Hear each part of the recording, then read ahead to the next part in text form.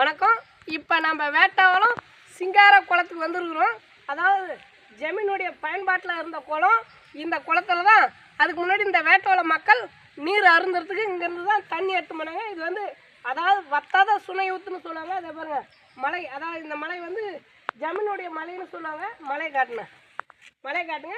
இது வந்து சிங்கார குளம்னு சொல்லுவாங்க. அதாவது இதில் இருந்து தான் தண்ணி எடுத்து போய் எல்லாருமே பயன்படுத்திக்கிறாங்க. நம்ம மக்கள் காலம் மாற்றத்தால், சூழ்நிலை மாற்றத்தால் இது எல்லாமே மறக்கடிக்கப்பட்டு மண்ணாக்கப்பட்டு, அதாவது பழமையை கொளுத்துவோம் புதுமையை புகுத்துவோம்னு ஒரு கூட்டம் வந்துச்சு இந்த தமிழ்நாட்டுக்கு.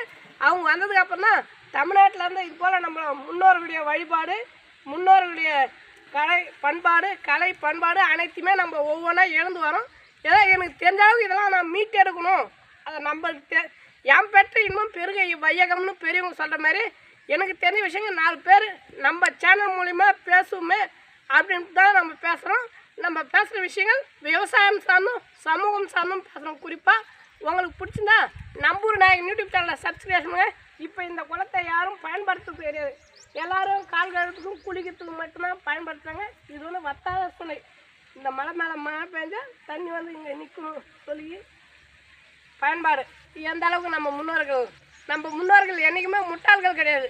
முன்னோர்களை முட்டாள் என்கிறவன்னா முட்டாள். அந்த முட்டாள் தான் இப்போ நம்மளை ஆளுங்கிறவன் ஆள போகிறவன். நம்ம தமிழராட்சி என்னைக்கு இந்த தமிழ்நாடு வருதோ அப்போ தான் இந்த தமிழ்நாடு மீட்சி பெறும் என்பதை நம்ம இதன் வாயிலாக தெரிவித்துக் கொள்கிறோம். நன்றி, வணக்கம்.